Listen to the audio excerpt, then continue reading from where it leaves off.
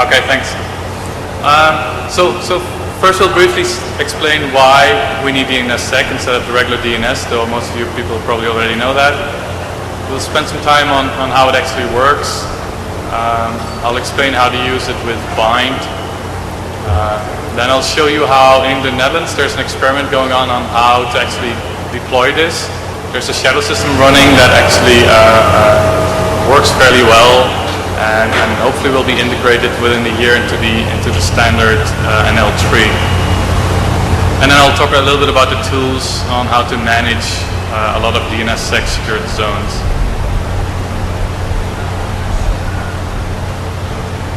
And in part 2, after the break, I will talk about opportunistic encryption, what exactly it is, how you can install it, how you can protect yourself with it. And I'll talk a bit about WaveSec, which is our solution to actually encrypt all your wireless traffic, which we'll also be deploying here at DEF CON. So if you want to be secure from all the weird people out here, definitely listen to the WaveSec bit and secure your laptop.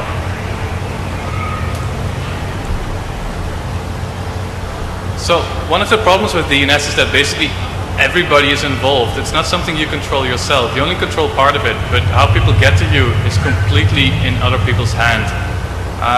This is an example of www.freeswan.nl.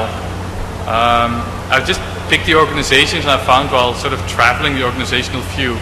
And we can see that there's a lot of places where things can go wrong that are completely outside your own control of your own zone.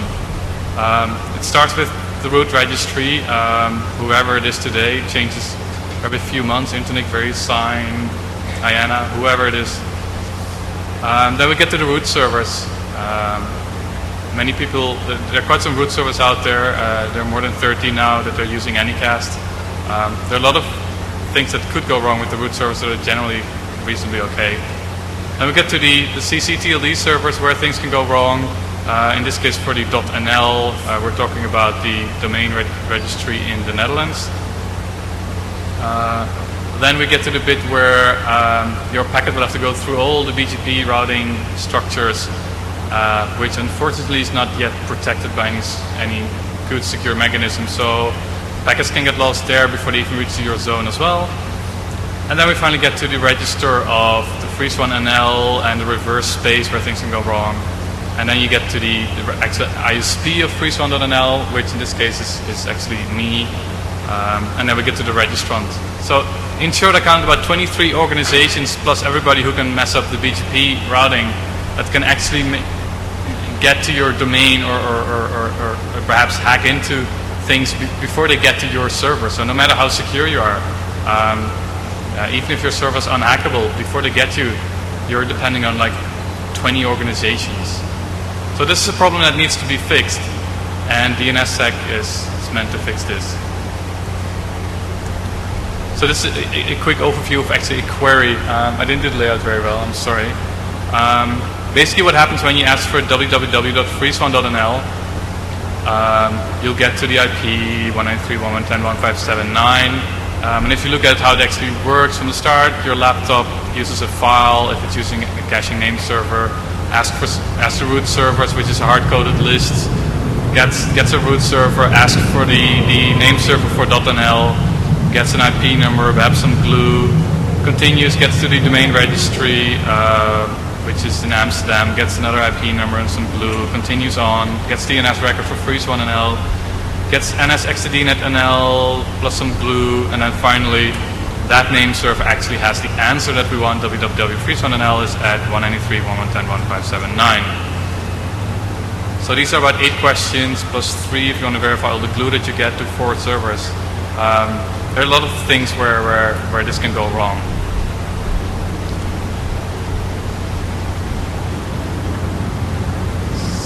So to sort of categorize the vulnerabilities in DNS, there are roughly two kind of vulnerabilities. One is the integrity of the data. Has somebody actually is somebody messing it up while it's in transit? Is somebody doing a spoofing, fake packets, filtering out, sending other things? That's one part you need to protect. The other part is is the guy who's answering to my query actually the guy that's responsible for it, and is he the guy that's supposed to answer the query, or is it just some weird guy on the blog? So these are some of the things that you need to secure that are somewhat addressed by DNSSEC, not all of them. First, you have the DHCP server in your network. Once you get your IP, you have to know that you're actually talking to the right guy. You'll find out here that that's often not the case. You have to trust your resolver, which might be difficult as well if your resolver is half a planet away. You have to trust the communications to the resolver. The resolver has to be secure. And also the name server to name server communication actually has to be secure, so that if changes are made, that it propagates properly and is protected.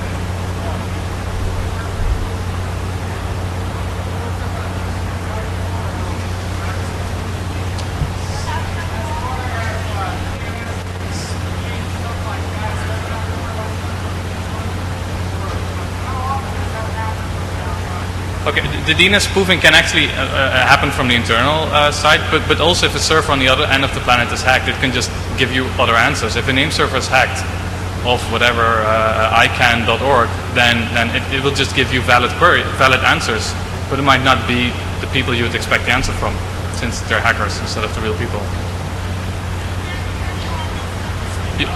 Okay, to the sound technician, apparently on my right, the people have difficulty hearing me. So, well, if they can do anything about it, thanks. I don't think there's much I can do here. So, were there any more questions that I missed, or can I? Okay, I'll go on. Sorry? Yeah. Go and ask questions. But if I miss it, okay, just okay. So, we have to secure the client resolver communication. So, if there's I'm sure nobody's here using any resolver that's not on their own laptop. If they are, they're really going to be in deep shit. You can just not trust any resolver out there. The best thing to do is to just run your resolver, preferably DNSSEC aware resolver, on your own machine. That verifies all the queries, because you absolutely have no clue what's being rewritten during the time on the network. To secure the communications between two name servers. Depends on what you want to do. If the zone itself has been secured with DNSSEC, then you don't care too much that things go over the wire in plain text, because they have signatures attached to it, and you don't really need to further secure it. If somebody would tamper with it, then the signatures are wrong, and you can actually detect it and not serve the data, or the client will detect it and not believe the query. So even though it's strictly not necessary once your zones are secure, you can of course still secure it somewhat. But there are other ways to do that as well. And of course you have to be sure that your server is very secure as well, that it's not hacked into. Okay, there are basically two ways in which you can secure the name server communication, which is also used actually for client name server communication. One is TSIG, the other is 6.0. TSIG works with pre-shared key and was like a sort of mini DNSSEC when people started out writing this stuff to secure the name server to name server communication. It wasn't very popular. Most people just secured the IP layer, set up an IPsec tunnel, or actually didn't worry about it. Or use SCP to propagate those zone changes. So TSIG is not very much in use. Probably it's not very useful, especially since it's using pre-shared secrets. You definitely cannot use it for client to name server communication. The other one, 6.0, is based on public key cryptography. You can actually use that to secure some things much better. That's especially useful for dynamic updates from your laptop to update the reverse tree. Okay, so DNSSEC basically comes with 4 new record types. The key record, which is the key used to sign everything. The SIG record, which actually contains the signature. The next record, which I'll come back to later, but it's used to securely say that something does not exist. And the DS record, which is used to build a chain of trust between parent and child. And there's a new flag in the query answer, that's the authenticated data flag, which actually tells you whether or not the query was resolved securely. Though, mind you, do not use it do not put any trust in it, because it's just a bit and it's not protected by any signature. so anybody can set it. So just see it as a debug flag only. So this is the standard syntax of the key record. It's the label first, the TTL, IN, key, then we get the flags, the protocol, the algorithm, the key material. You can see here this is the key record for freeze1NL. You can see the protocol's DNSSEC. You can see the key material in there, the algorithm. It's fairly straight onward. Be aware that you can have multiple keys, which I'll come back to as well. The only thing to note now is that they've restricted the use of the key record. So any protocols you're supposed to only use the DNSSEC and not any other value. So it's only type 3 is allowed. This is the signature record. The types covered, algorithm, number of labels, original TTL, expiration and inception of the signature. It's very important that there's actually dates in the signed signature. In the signature. Because otherwise people could do replay attacks. If you sign something and someone stores that record and uses it a year later, it would be valid because you've signed it if you're still using the same key. So to prevent replay attacks, it's not enough to just have a TTL and expire it. You actually have to say this signature is only valid between this period of time. Again, you see here there's a signature over the 2 NS records. Also, signatures are also based on the type. So if there are 2 NS records, you'll have 1 signature over all the NS records. If you have 5 MX records, you'll have 1 signature over the 5 MX records.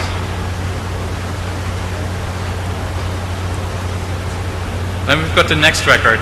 The next record is basically a pointer to the next alphabetically sorted record in the zone. Why do we need to do this?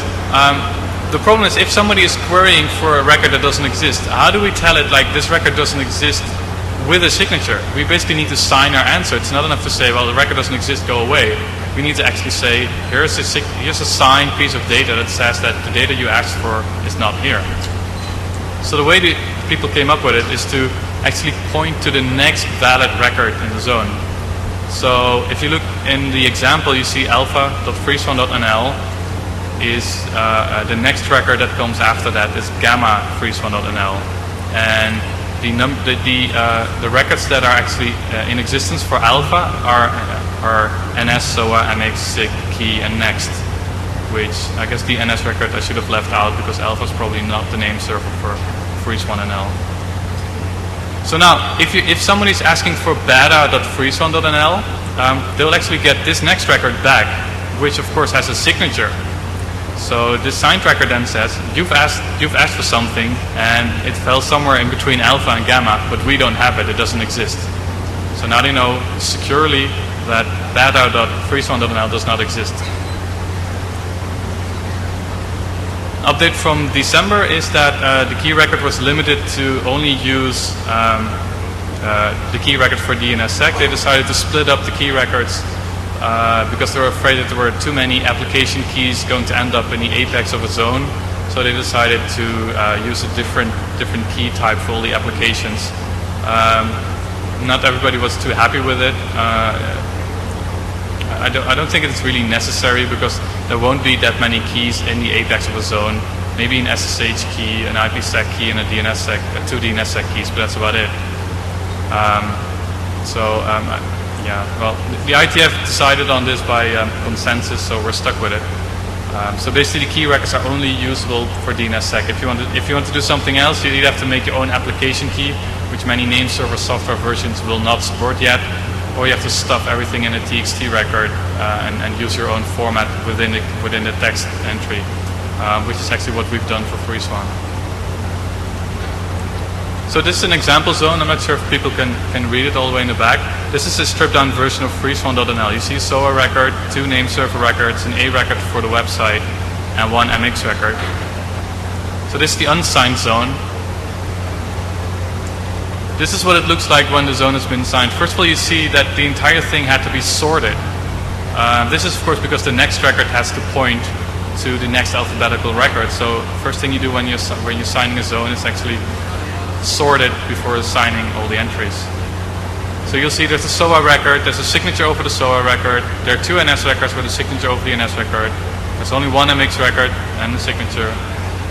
You'll see two key records, not one, with a signature, and actually both of those keys have been used to sign the key record, so you see another signature. I'll come back to that in the next slide. And you'll see the next record pointing to www.freeze1nl and the signature, and then we see the entry for www.freeze1nl. And one thing to note is that the next record for the last entry actually points to the first entry, so you see that the next record for www is actually freeze1.nl, the apex again. So now we have a secure zone. So now, even though your zone is secure, now you actually have to make sure that people delegate to you properly, and that has some problems. The parent should securely delegate you to the child zone. However, the parent does not have a key to sign anything, and in fact, the parent shouldn't sign anything anyway for the child, because it's the child's responsibility. Where in the regular DNS you would get a non-authoritative answer saying basically, well, go try here and don't hold me responsible for it. For DNSSEC you have to be slightly more secure, so you have to basically go there, and then somehow we will give you a pointer to check whether you're actually there, and that's where the DS record comes in. What you see here are all the entries for freeze1nl at the top level NL domain name server. You'll see two NS records, and you'll see a DS record, and you'll see that the DS record is signed. So what is a DS record? The DS record is actually a hash of the key of the child zone put into the parent zone. The hash is signed, saying that the parent believes that that's truly the key of the child zone. And you'll see that it did not sign the NS records for the name servers, because there's absolutely no clue about that. The only thing it knows is that wherever you end up with, if the hash of that key is the thing that's in my DS record, then you're at the right spot. Sorry?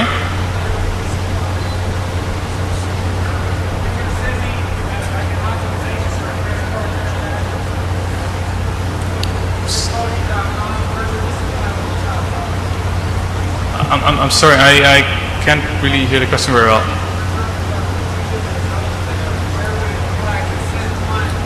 But this is part of the NL zone file, what you're seeing now. So these are the only pointers to freeze1 in the NL zone file. Actually, there's one record missing, which is the next record, which points to the next entry, whatever, G something. This is what's in the parent. I did not discuss yet how the parent actually knows what to sign for the DS key. That's something that has to happen either out of bound or inbound. There are some protocols for that, but I'll get to that a little bit later.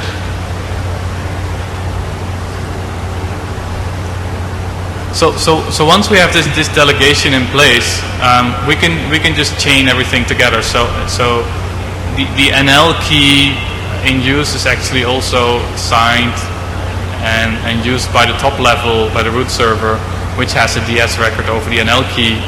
If everybody would be using DNSSEC, which unfortunately they're not yet. So we had to come up with a way how to deploy this partially when half of the world is secure and the other half is not secure. So the way to do this is to basically say, this is a key, this is the entry point for that key, and we trust it from here. I see that the key record in the below is actually not very visible. But basically you have a trusted key statement, which you'll probably see on the next slide as well. Basically configuring your name server to say, this is the key for .nl, and we trust everything from it below. So everything should be signed using this as the start of the chain of trust. So one of the problems we then have is okay, so we have a key and we secure everything and everybody trusts our key, but what if something goes wrong? The keys have to be recycled at some point. People can just start some supercluster on trying to brute force your key. We don't want to use too large keys because we're going to have to do lots of CPU and extensive operations. Keys can be stolen from the machine. Lots of things can happen. So at some point, no matter we like it or not, we'll have to replace the keys. So how do we do this? the parent needs to be securely informed. So we can't really automate this and say, hey, this is our new key, go ahead, use it. And then there's also problems with the key records are of course cached and out there. So at some point we need to make sure that if we change the key, that people do not have the old key while we have the new key and they can't verify the signatures anymore. And one big problem there as well is that you want to make sure that there's the least amount of interaction between the parent and the child. Especially if it's out-of-bound action. You don't want every month to call up your domain registry and say, hey, I've got a new key, can you just verify it over the phone with me? So they came up with the concept of separating the tasks of the delegation. So to fix the DS record, to change the DS record, use one really big key that's secure. You don't need to communicate as often to your parent. And one zone signing key for your own zone, which you can just recycle whenever you want without informing your parent. So basically, there are two keys, a zone signing key, which is fairly small, and a key signing key, which is a little bit bigger. These bit values it's what's currently used in the experiment. Time will have to tell whether or not it's a good practice. So when we have these two keys, how does it work? First, we've seen the normal situation. I've tried to abbreviate it here a bit. The parent has a DS record over the key signing key. And the child has the key signing key, the zone signing key, and then the key signing key actually signs the key signing key record, the key signing key and the zone signing key, and then the zone signing key actually signs all the data in the zone. So now, if somebody does a query, it will first find these keys. It will find the DS hash at the parent, come to the child, check the key signing key, find the matching hash, trust the key signing key. Then it sees that the key signing key is actually signed the zone signing key. Then it trusts the zone signing key, and once it trusts the zone signing key, it can trust everything signed with it in the zone. So now when you want to do a rollover, you want to change the zone signing key, first thing you do is you have to add the second key signing key. The second zone signing key. Then you sign it with the old key, and you leave it in the zone for a while for things to propagate. And then when things have propagated, you just remove the old key and you make sure that you sign it with the new key, and you're all set to go. The key signing key rollover is a bit trickier because now we have to talk to our parent and say you have to change the DS on our key. You can have a look at it. It's fairly complex, but there are tools out there already that actually more or less automate this for you. Some Perl scripts actually do this. It's a two-step rollover. First, you add the keys. Then you sign it with both keys. Then you make sure that you update the DS. Then you wait a while and remove the old key. So when there's an unscheduled key rollover, you basically once your private key is stolen, you have a problem. There are quite some operational issues you have to address. Make sure that you're ready if something like this happens. So have an emergency procedure ready. One trick that's come up is actually put a spare key signing key in your zone, which is just signed as a signed piece of data, and actually put the private key in a vault. And as soon as whatever your name server, your signing machine is compromised, just delete the whole machine, grab a new machine, grab the fresh key, and use that, and just do talk to your parent about a quick DS change, and then you're all set to go because the key's already trusted out there. Also, since we're using the trusted key statement in the name server, everybody who uses you as a secure entry point should need to be notified that your key has been stolen, and they need to remove that because otherwise they keep trusting the key. Okay, so now how do you actually deploy? How do you actually run and secure your own zone? Sadly, the bind development has gone rather slow. So you still need actually the latest snapshot from December. Configured with SSL support. If you're using Linux, you'll unfortunately have to disable thread support because it's completely broken. Compile and install it. Make sure you're uninstalled the previous stuff or installed properly over it. If you want the tools to test things, do not use the host command or the nslookup command. They're really old. If you really like the host output, like actually I do, that's why I still sometimes use the host command. You can use dig plus multi-line, and then you'll get a more or less similar looking output. And you can actually, in the snapshot, there's also support for a dig.rc file. You can put this in your dig.rc file and just start using dig instead. If you want to check DNSSEC, use the plus DNSSEC parameter to do secure resolving. If you just want the data without the checks, just to verify that the data's in there, use plus CD flags in your query and you'll just get the data without the checks. Like if you don't use that flag and something's wrong, you'll just get serve fail and you have no clue what's going on. If you use plus CD flag, you don't get serve fail, you just get the data back. And there's one big issue we ran into as well at some point. Bind 8 actually is too clever. What it does is if it sees that the signature expired or the inception date is wrong or your time on your server is wrong, it will just remove that data from the zone file. So if you start experimenting now, sign your zone for 30 days, then forget about your experiment, then in 30 days from now if you're running bind 8, your zone will be empty and people will have problems. So either use bind 9 or make sure that your signatures don't expire.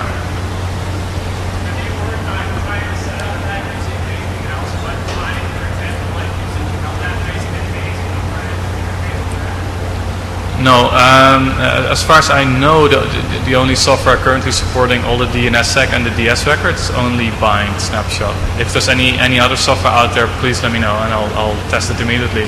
But so far, as far as I know, bind is the only software out there. Yes?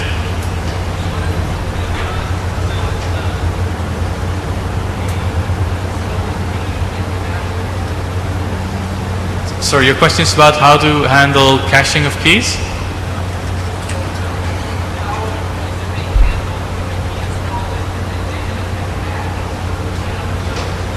Right, the question is, if data is cached, what do you do when the key is stolen? Well, first of all, apart from the cache, there's also the signature lifetime. So if you keep your signature lifetime low, like say 1 day, then it doesn't matter how long it stays in the cache. After a day, it will be invalid. If you actually use a long signature time, then you'll run into the problem that, if all the cache data is out there, then you might have a problem only if the path of trust is not broken before. Like even if that's cached, if they do a proper check on the entire chain of trust, and you've changed your key and the parent has changed the DS key, and they actually ask for that data, then they already know that there's some other data there, so automatically that what's in your cache is invalid.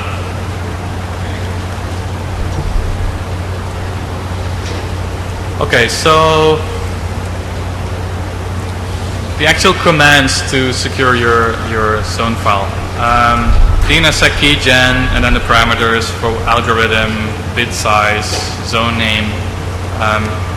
You'll get some output back telling you what key number, what key ID is there.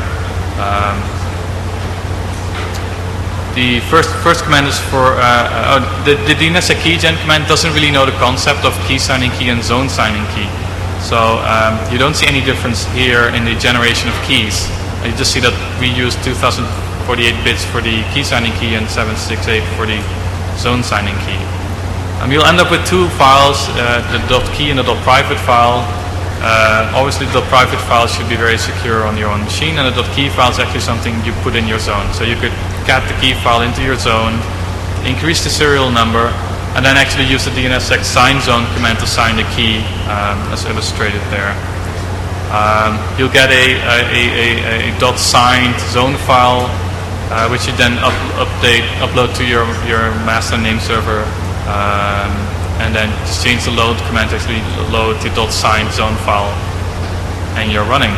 And you can test it with multi-line DNSSEC command. So in the Netherlands, this has already been deployed in a shadow system by the domain registry. You can go to SecRec NL Labs NL, and this is an example of how you actually talk and create the DS record at the parent. You basically set up your zone just like we did before. You publish it on your name servers. You wait until things have propagated. Then you go to this website and you say, I want to secure freeze1.nl. What it will do is it will do a query for the key record, and you can decide which of the key record is the one that needs the DH, so which is the key signing key. you select it, you hit submit. Some email is sent to the proper context that it pulls from the Whois database. And actually it creates a DS record, and the next day your zone is secure. Obviously for the people who've paid attention, they've now seen a big problem, but I don't see any hands raised yet. Okay. This first query that's being done by the registration system can of course be spoofed. So they need to work on preventing this, but that's also why there's the extra mail step there to secure it. This is just an example implementation. They need to address things like PGP secure, the updates for this. They've also written an application to actually do a key rollover at the parent. Basically what happens is you go to this web interface, they give you, you tell them I want to roll over freeze1nl key signing key. They give you a random record, you sign it with a little Perl script tool, you put it in the INI box, you upload it, they check the signature, then you know that you got the old key, and then they'll replace it for your new key. This is how a resolve query looks, an answer. You can use the two machines listed there to do your own testing on secure resolving. This machine is set up to accept queries from everywhere in the world. So you'll see here a query for actually an old example, fnl.nl. One thing to notice that you'll see the AD bit being set. So this was actually authenticated data. So this is all fine for one zone. Now how do I handle a lot of zones? Well, there are some standard Perl tools written, the NetDNS stuff, and there's some new things written, the NetDNSSEC, which probably the DNSSEC main tools have been slightly renamed in a different hierarchy. Some of these are pre-released by Olaf Goldman of RIPE. Not all of it is public, but just talk to me and I'll give you a copy and you can test it if you want. These tools, these Perl tools actually support all the things I've talked about so far. Some commands you can use. Main keydb is actually a shell. You can just type in everything with command line completion and everything, or you can just type it all in one line, which I did here as an example. So to create a key, you just type that, and it keeps the key separate in a separate file structure apart from your zone file. Which means that you can easily roll over stuff and change your keys without actually having to manually edit your zone file. So it keeps your zone and your key separate, and once you sign, it actually adds the two bits together and creates a secure zone for you. Then you run the DNS signer, and then you can also do the key rollovers.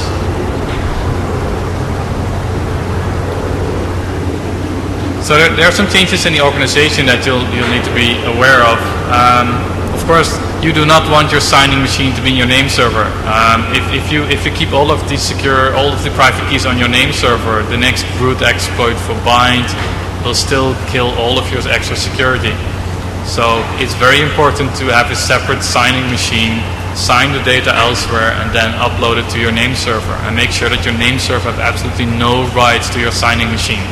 It should just be one-way communication, which means that even if your name server is completely hacked to pieces, they can only use regular DNS, but they could never use another DNSSEC signed zone data to hijack your zone.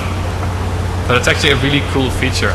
Your name server can be completely hacked, yet still they cannot send you anywhere else. Don't let the SIG records expire.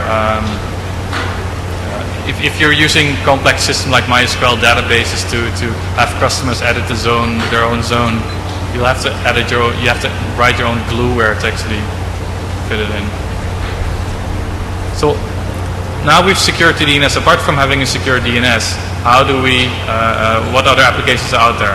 After the break, I will talk about what we believe is the real first application using DNSSEC, which is freeze1. Basically, it can do opportunistic encryption, meaning that it can set up IPsec tunnels based on keys that are in the DNS zone. And then, of course, if the DNS zone is secure, then you can just spontaneously set up IPsec tunnels to anyone who supports us in the world without having had prior contact whatsoever.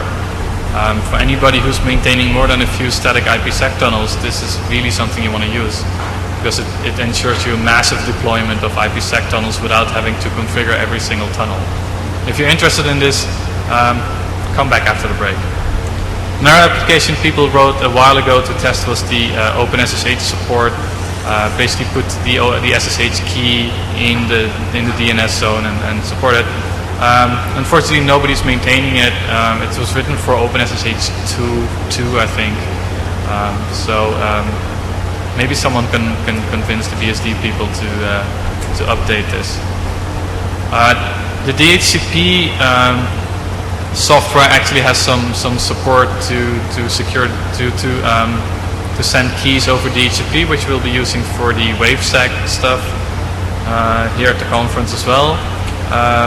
If you want to secure your wireless, come talk to us and we'll show you how to use the DHCP software to secure your last mile here. And there's some next walking software written. If you remember the next record, it points to the next piece of data in the zone. So basically you can sequentially query a whole zone and get the entire zone data.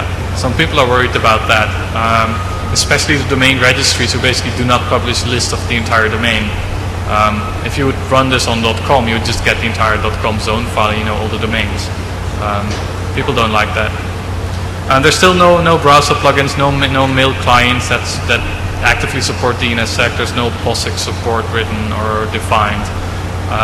That's something that needs to happen now, but that's not going to happen before people start deploying this on the name servers. There's some references here for people who want to look up. The right reference is actually a really good manual if you want to experiment with it yourself.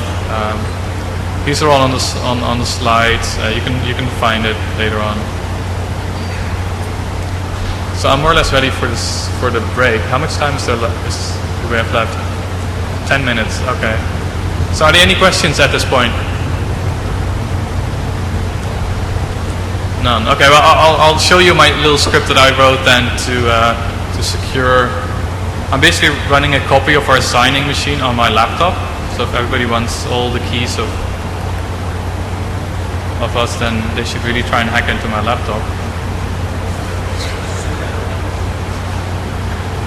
Of course, it's not connected to the net right now. Sorry. So if you see here, these are a bunch of our customers, and they have domains in separate things. What I did is I wrote just a little shell script. I don't like Perl.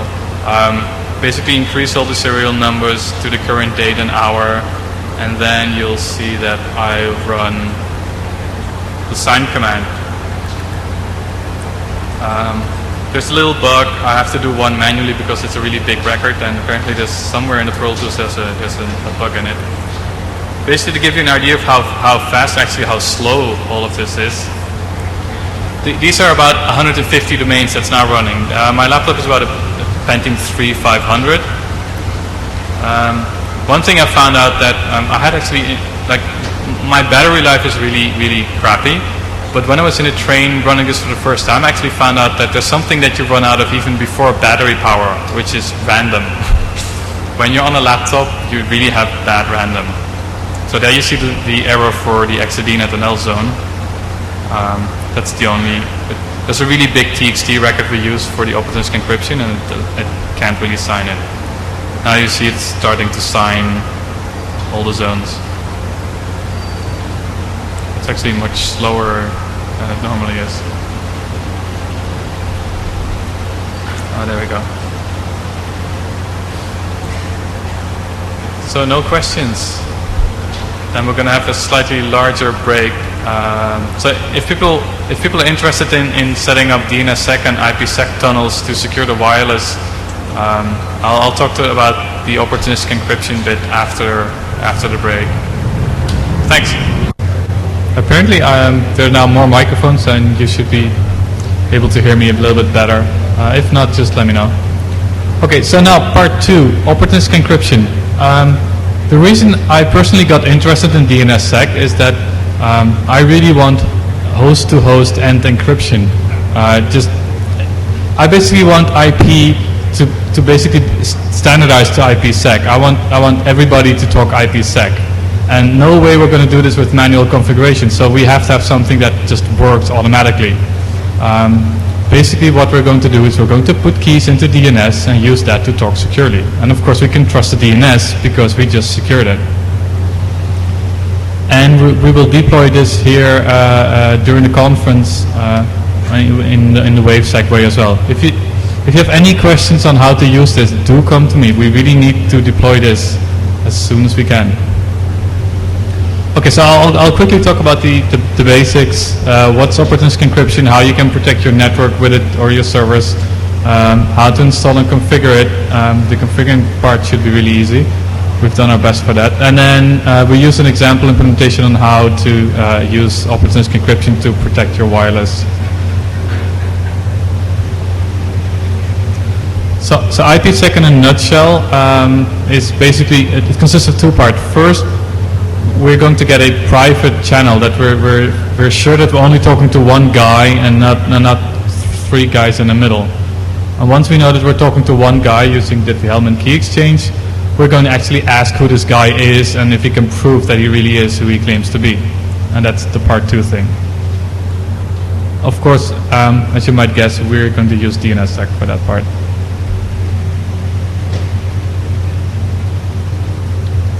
So to quote myself, the goal of opportunistic encryption is to have IPsec connections without prior arrangement to exchange information with parties you've never knew before, allowing mass deployment of computers on the internet to talk securely and privately.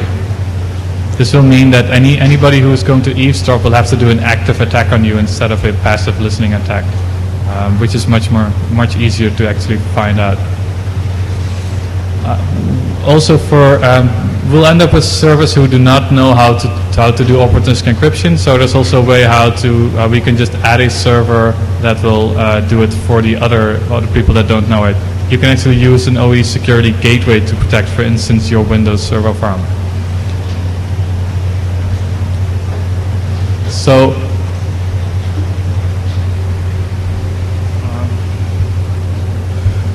So one of the things to prevent a man-in-the-middle attack is to actually have a third party you can trust to get the information from.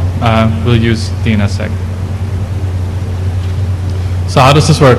First, we're going to put a special record in the reverse tree, in the DNS tree for our IP number. The example that you see here is the key from my desktop at home. It has 193.110.157.17.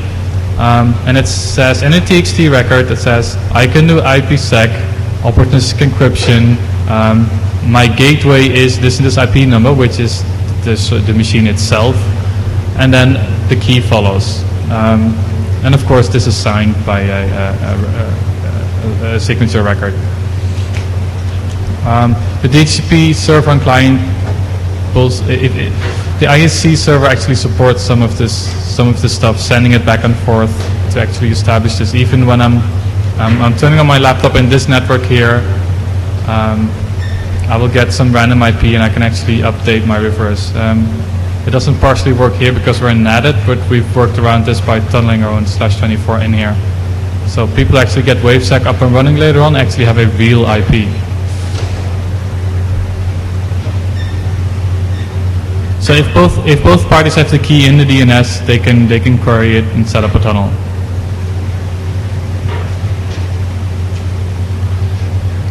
So you don't always control your reverse. Actually, most of us do not control our reverse unless we have servers.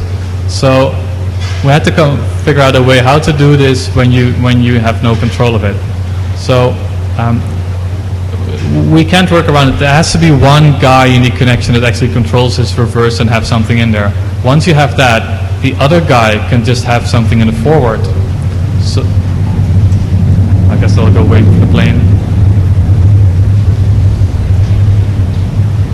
So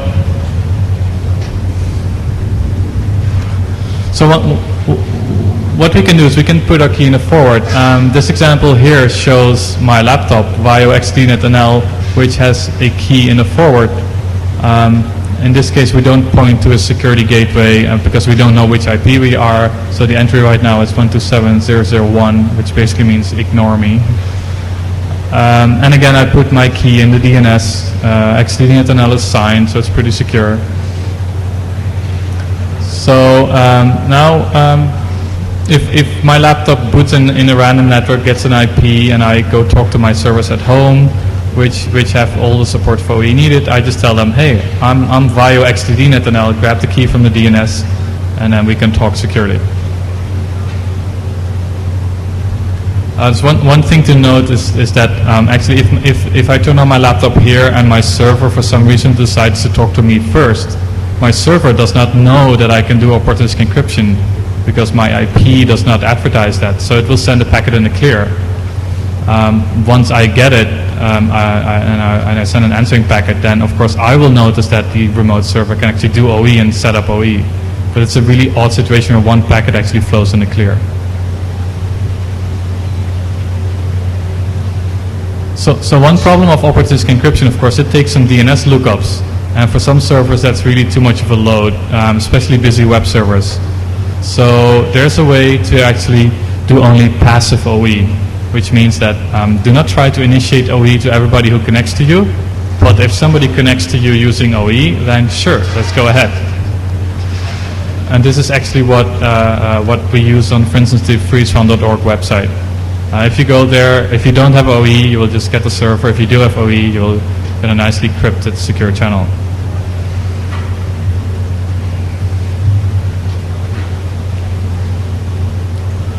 So we're going to use a form of OE to protect the wireless. This is a diagram of basically what we're setting up here at the conference. We've got the internet, we've got our local network, we've got our laptops. We send a DHCP request that actually contains our key in the request. The server, our own DHCP server, which we added to this network, sees that somebody's asking for OE, and it will, next to the regular DHCP server, also send an answer, say, sure, you can use this IP number, and actually you can use this WaveSec server to do opportunistic encryption. And my client, my laptop will receive both of these DHCP answers. Will prefer the opportunistic encryption one. It will get the key from the DHCP server from the answer as well, and has both keys to start initiate a connection to the WaveSec server. Once it initiates the connection, the WaveSec server, which when it gave the IP number to the laptop, actually also put the key it got into the reverse. So it actually knows the key as well. So it knows its own key and the laptop's key. So both parties know both keys, and they set up an IPsec tunnel, and my laptop will tunnel the default route through the tunnel. Which means that even if I'm talking from my laptop to another laptop within the same wireless network, I'm actually talking through tunnels. There were some people who did a man-in-the-middle attack on the DHCP part. If they're somewhere here, I would definitely like to talk to them. Because I just heard about this like a couple of months ago about the utility AirJack, which actually plays a man-in-the-middle DHCP server.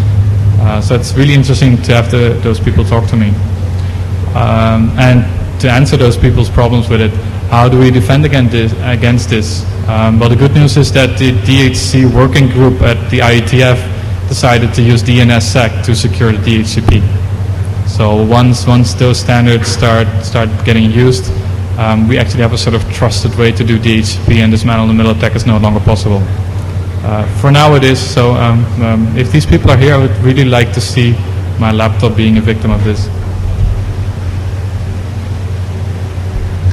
So most people at home have like one IP number, and they often ask us like, can we use opportunistic encryption? It doesn't work. Actually, it does work, but you have to be very careful on how you set it up. Most people do natting on the external interface because it's easier to configure. Just anything that goes external natted to this IP number. However, if you're doing IPsec, IPsec is meant to protect packets from being rewritten. So actually, you cannot rewrite those packets. So you have to be sure that you're using NAT on the internal interface at home, so that you first rewrite your packets to your external IP number, then use IPsec to continue to talk to the world And probably you won't control your reverse of your ADSL or cable modem provider either, so you have to use the initiate-only version of opportunistic encryption. The IPsec world, at least in the Linux world, IPsec has been rather, we've had a rather interesting 2 months. To make the political issue really short, the people who wrote FreeZone believe that decrees from their government that do not go through the parliamentary process was a problem. Basically, the US government can kill export of crypto at any time. Therefore, they did not want US citizens to write the code so that the US government could never claim any full control over it. The Red Hat people, being mostly US citizens, didn't like that. They wanted to fix bugs if they could, so they didn't include FreeZone.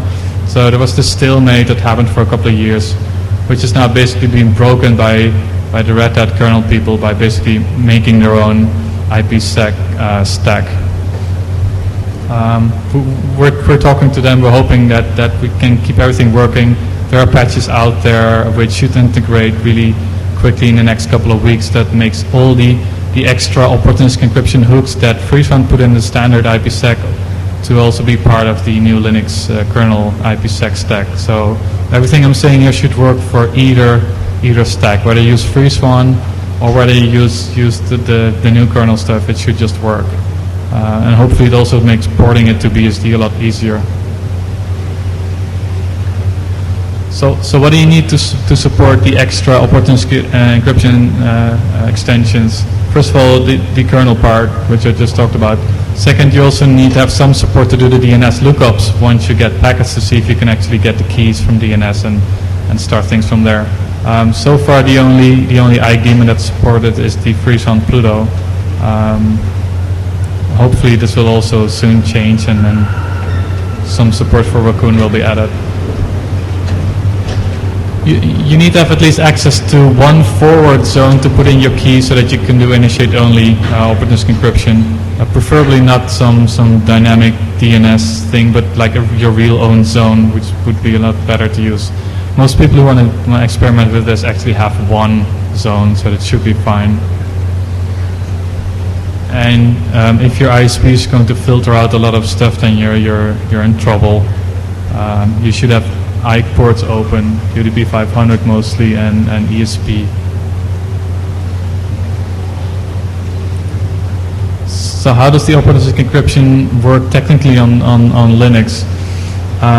Basically, all of this predates NetFilter and the 2.4 kernels. This was written for like the 2.0 kernels, so there's no nice NetFilter hook-in. Basically, what happens is we wanted to catch all the packets before they go out so that we can do crypto on them and see if we can actually set up a tunnel to the remote end. So we need to catch all packets. If we can't get a tunnel, we just pass them through. And if we do get a tunnel, we just first set up the tunnel and then fling them through the tunnel. So how do you catch all packets? Well, the FreeZone people came up with a really clever idea. Just grab the default route, cut it into smaller parts so that the preference is higher. And grab all the packets. It's the two green lines you can see in the route command that says, the first half of the entire ISP space, fling it into the IPsec device, and the second half of the entire IP space, fling it into the IPsec device. So basically, you've replaced your default route with a more specific default route. For people who don't use the IP command, this is the old route syntax. So then, of course, we need to sort of know what's encrypted, what's not, what's the problem. Do we have a tunnel to the other end? I've tried to put all the states in one picture here. First, you'll see that my desktop is running OE on the first line. It says trap all packets going from this IP number to anywhere, which means trap the packets, see what we can do with it. The second line, you see a pass E route. This is what we call an E route, an encryption route. So a pass here, a trap means do something with it. A pass means we cannot do crypto with it, just let the packet flow. The tunnel actually means we've set up a tunnel, and the IP listed on the right side is actually the gateway.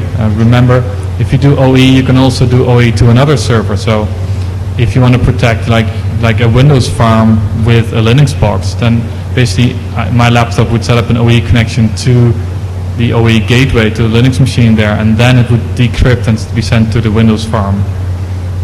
So on the third line, you can actually see that .77 is the security gateway for .10, and my laptop has a connection to it. So packets from .17 to .77 are encrypted. They're decrypted by .77 and sent to .10. We see another pass route, which is to my name server .2. And we see the next one is a hold route. This is an interesting one. Hold basically means we determined we can do crypto. We should have an IPsec tunnel up, but for some reason it's not working.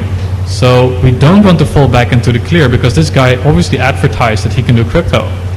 So something's really wrong and we just don't want to send packets. So hold the packet, and until the situation gets fixed, do not send anything in the clear to this guy. And the other two are just more examples of established tunnels. So to refine this a little bit better, FreeSwan, starting from version 2, supports something called the policy groups. It makes things a little bit easier to say, you know, okay, this guy's been misconfigured for so long. I know he advertises he can do crypto, but he really doesn't. So I just send it in the clear, and you can just put him in the clear file, and then it will just always work, always send clear. Or you can do it the other way around to say, no matter what's being advertised, you know, my own super secure network should always be crypted, and if not, just completely block it. Or which should be your default is, you know, try to be private, but if that fails, yeah, it's okay to do it in the clear. So how to install FreeSwan? Most distributions actually already have FreeSwan support. Debian, SUSE, Mandrake, Connectiva, they all have binary RPMs you can just install. Because the political issues, Red Hat doesn't have binaries yet. We just make binaries for all the RPMs that Red Hat ships. So if you want to just install binaries, you can just go to the URL mentioned there and install it on your Red Hat machine. Every time Red Hat comes up with a new kernel, we make matching modules for this. Or you can install it yourself from source.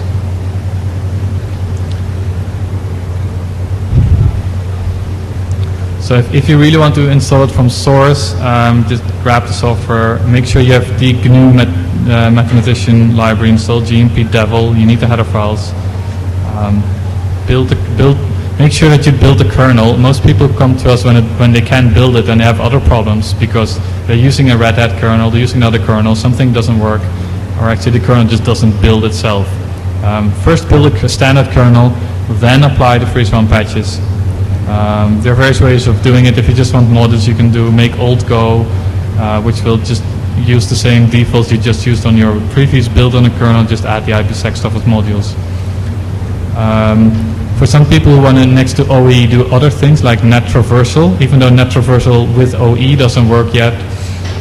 If you need net T support, net traversal support, you also have to there's a patch, the ESP UDP patch, which actually patches the kernel itself, not any modules. So you actually have to build the entire kernel, not just the modules. But for just OE, this is not necessary. So for 2.5, the last few weeks we've been playing with it. There are definitely a lot of bugs that needs to be fixed, but for the alternative IPsec stack, it sort of works. Basically, make sure you get the latest patches and just build the user land with make programs and don't build any kernel stuff. So once you've installed it, if you haven't installed it by RPM, which will do most of these things for you, you will need to create the DNS records needed for the openness encryption. You can first you generate your secret and your host key with the command listed there. Then to make it easy, if you just use the IPsec show host key --txt and then the IP number, that's your security gateway, you get the entire DNS record that you need to give to whoever's the maintainer of the key or the reverse or the forward zone.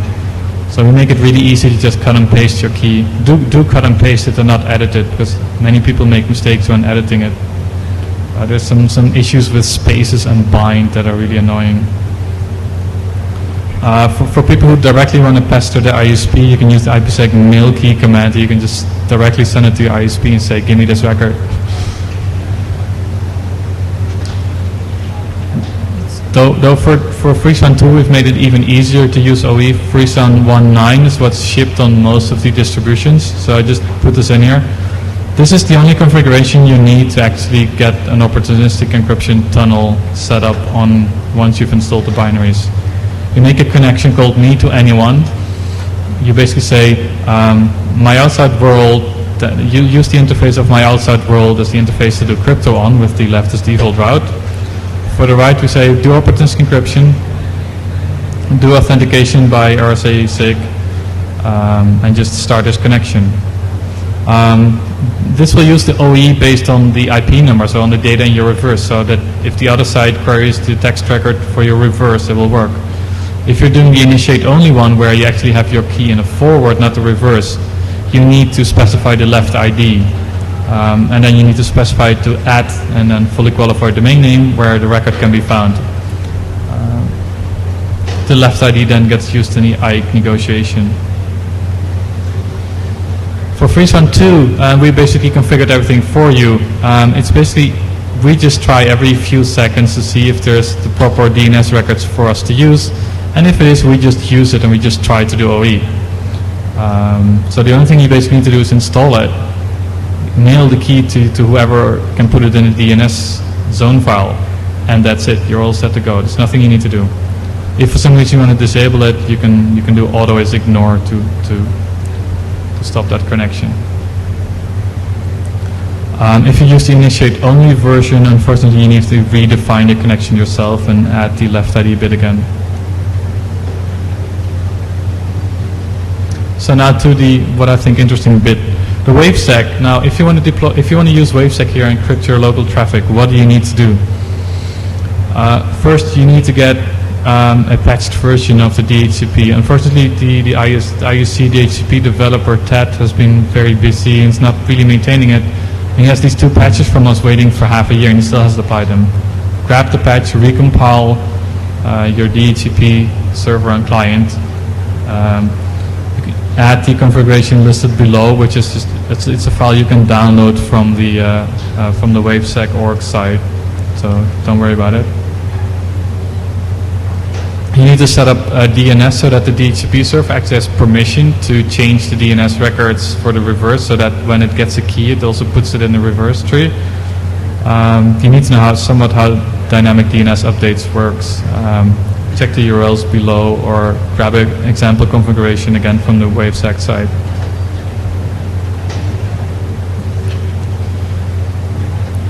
Since the WaveSec servers actually need to do crypto on multiple interfaces, you specify the interfaces. So instead of using the percentage default route, you specify whatever interfaces they're in use. Unfortunately, we still need to define every single connection on the WaveSec server, which means that we have to predefine everybody who can connect. So for a /24, you actually have to make 250 connection definitions. We're working on making this nicer, doing it in a nicer way. One problem you have is jump starting. How can you do DNSSEC, or how can you do lookup keys when you don't have a tunnel yet, or when you're negotiating the tunnel? So the easiest way we found is to just let port 53, the DNS and the ICMP and the IKE negotiation packets just flow through outside of the WaveSec tunnel. These are the IP tables rules to actually do that. Otherwise, your connection attempt will be stuck in another connection attempt and you won't get through. So for FreeSON as a client for the WaveSec machine, you also have to get a patched version of DHCP. If you're running Red Hat, make sure to delete the older client, the DHCP CD, so that is not in their way. Be careful that the lease files are stored differently, so make sure you delete all the lease files. For older versions of Red Hat, you need a patch to the ifup script. Red Hat 9 and some of the betas before 9 actually support DH client, but just don't install it. So once you've installed it, you can just use the standard scripts. And we need to configure the DH client to actually do all this OE stuff. So once you insert your card, DH client gets started and it actually starts to set up the WaveSec connection. We do that by using a dhclient.conf file. Some of the stuff is generated for you automatically. Just use the command IPsec share host key -- dhclient and put it into your dhclient.conf file. Stuff should also work for FreeBSD and Kame, though it needs a lot of manual configuration still. If people want to try it, come talk to us for these specific details. Also, of course, Microsoft Windows would be really nice to support as well, except that they cannot grab the keys from the DNS and then use that. So we have to figure out something else. We're thinking of doing something here with X509 certificates and the X509 patch to freeze one. If we find out something, then we'll put it up on the WaveSec box. Again, talk to us if you want to experiment with Windows. We think we should have something running in the next few days, but we don't know for sure. So how do you test your OE setup? Because one of the important things, if it doesn't work, if you set it up wrong, you will just have no connections to the world. So there are many common mistakes people make. We try to catch them in the command IPsec verify, which verifies your setup. This is an example where you see that the key has not been put into the DNS. We check for some common mistakes, like is IP forwarding enabled if you have two interfaces? If you're using NAT or masquerading on the machine, are we sure that we're not destroying the IPsec packets? It's generally a good test run to see if it works. Another way of testing OE is actually go connect to the machines that support OE and see what they tell you. There's one machine currently which is called Untappable XDNetNL that actually has all the DNSSEC support as well. So in the example that I show here, I've pinged the machine, and then I telnet to the Gopher port, and the Gopher port just gives me all the output. And here you can see that I actually had, when I did this, I had the IP number of 192.139.4638, and I was actually in a properly signed, DNSSEC signed zone file. And so that machine knows that my RSA identity that was put in the key in DNS actually came from a secure DNS. If you just browse through Untappable XDNetNL, it actually tells you whether you came in through OE, whether you're coming in plain text, or whether you're coming in using OE plus DNSSEC. Some other test sites that should support OE, more and more sites are using it, so this list will become longer.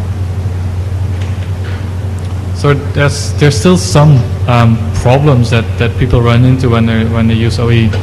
The first problem is that once you start OE and you want to set up a tunnel, you need to do a DNS request. Usually that DNS request starts the initiation of yet another tunnel.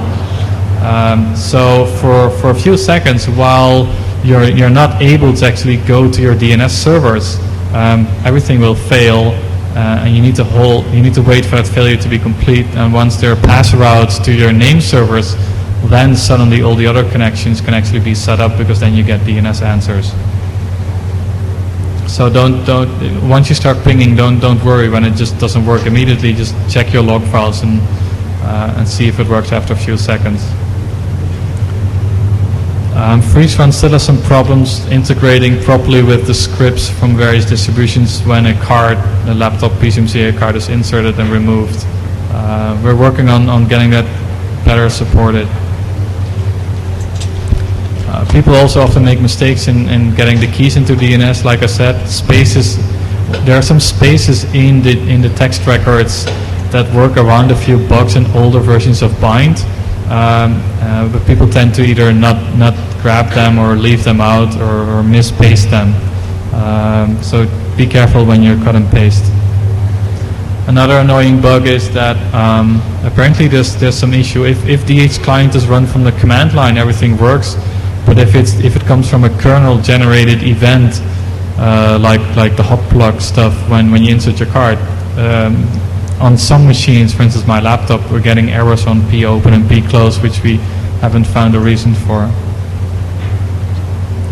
And due to the update on the IETF use of the key record, we had to change some things since we're officially not allowed to use the key record for IPsec anymore. So that change went into FreeSWAN 201, which means that 200 cannot talk to 201 servers. So if you're running older servers in OE, make sure you at least use 201, which knows how to talk to older machines. And problems we've also seen is people who have just too many tunnels inside each other, and then you get either fragmentation or MTU problems. If you run into that, and it especially happens when you have like PPP over Ethernet or ADSL tunnels or PPTP stuff, usually when you're provided those really yucky things, make the packets a little bit smaller, usually the problems go away. So we really do our best to generate a log message that actually makes sense for every single event that happens. So the log files are really to the point when they point out an error. So really try to check your log messages. It's really in there what's wrong. Run the IPsec verify command I showed before. Disable all the firewall rules to make sure that your firewall is not blocking packets.